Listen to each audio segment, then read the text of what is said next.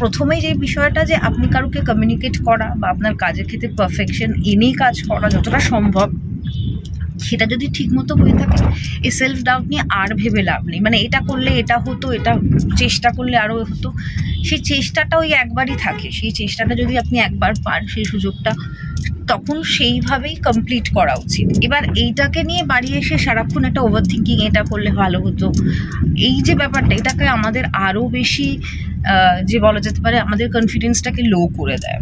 নমস্কার, সময় আপডেটসে আপনাদের সকলকে জানাই অনেক শুভেচ্ছা, ভালোবাসা। আশা করি সবাই ভালো আছেন, সুস্থ আছেন।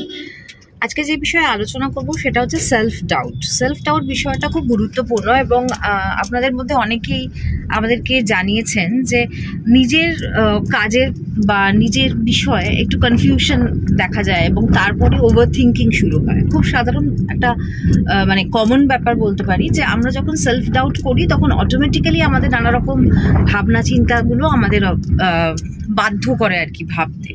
এবার প্রথমেই বলতে হবে সেলফ ডাউটটা কিসে আসে। আমরা যে কাজ করি সেই কাজের ক্ষেত্রে যদি কোনো কনফিউশন থাকে বা মনে হয় যে কাজটা ঠিক মতো হয়নি, তখনই কিন্তু আমাদের সেলফ ডাউট বিষয়টা আসে। এবার দেখুন, সব কাজ, ধরুন কিছু কাজ আর কি যেটা আপনি আপনার সাধ্যমতো করেছেন, কিন্তু সেটার মধ্যে কোথাও মনে হচ্ছে যে সেই পারফেকশনটা এলো না যেটা চেয়েছিলেন। হতেই পারে, সব কাজে একেবারে পারফেক্ট হবে তা না, আমরা মানুষরাই পারফেক্ট না, তো কাজের ক্ষেত্রেও সেখানে কনফিউশন আসতে পারে।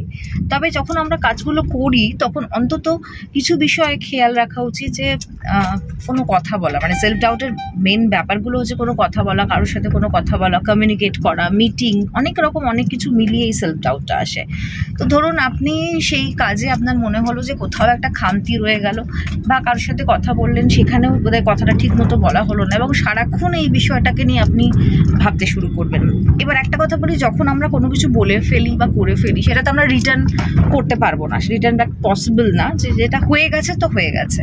তো এবার সেখানে দেখুন, আপনি প্রথমেই যে বিষয়টা যে আপনি কারোকে কমিউনিকেট করা বা আপনার কাজের ক্ষেত্রে পারফেকশন এনেই কাজ করা যতটা সম্ভব, সেটা যদি ঠিকমতো হয়ে থাকে এই সেলফ ডাউট নিয়ে আর ভেবে লাভ নেই। মানে এটা করলে এটা হতো, এটা চেষ্টা করলে আরও হতো, সেই চেষ্টাটা ওই একবারই থাকে। সেই চেষ্টাটা যদি আপনি একবার পান সেই সুযোগটা, তখন সেইভাবেই কমপ্লিট করা উচিত। এবার এইটাকে নিয়ে বাড়ি এসে সারাক্ষণ একটা ওভার থিঙ্কিং, এটা করলে ভালো হতো, এই যে ব্যাপারটা, এটাকে আমাদের আরও বেশি যে বলা যেতে পারে আমাদের কনফিডেন্সটাকে লো করে দেয়।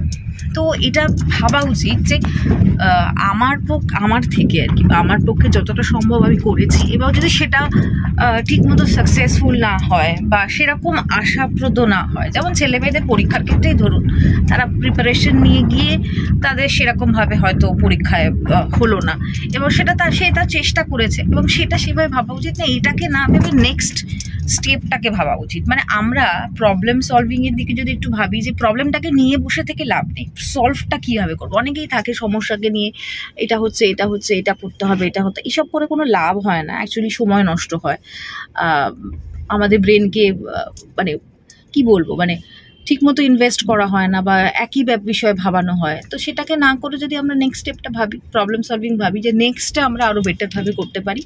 আর এই যে ওভার থিঙ্কিংগুলো কিন্তু আমাদের সবটাই কনফিউশন থেকে আসে।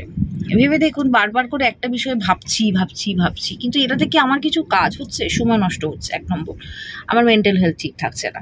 তো এগুলো প্রায়োরিটি লিস্টে রাখুন, এবং যখন যে কাজটা করবেন আপনি আপনার 100% দিয়ে করবেন। এবার যদি কিছু করার না থাকে তো সেখানে কিছু বলার নেই, কারণ কিছুটা তো একেবারে ঠিক এটা করলে আমি এটা একদম পজিটিভলি এটাই পাবো সেরকম হয় না, অনেক ক্ষেত্রেই হয় না। মানে আমি বলছি না যে সবার ক্ষেত্রে সমান হয়, বাট এটা হয় না।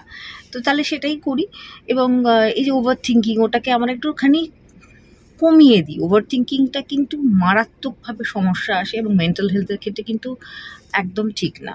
বিষয়গুলো একটু ভেবে দেখুন, এবং যদি মনে হয় যে আমাদের এই ভিডিওটা আপনাদের ভালো লেগেছে, তাহলে অবশ্যই লাইক, শেয়ার, সাবস্ক্রাইব করতে ভুলবেন না, আর প্রবলেম সলভিংয়ের দিকে ফোকাস করুন। নমস্কার।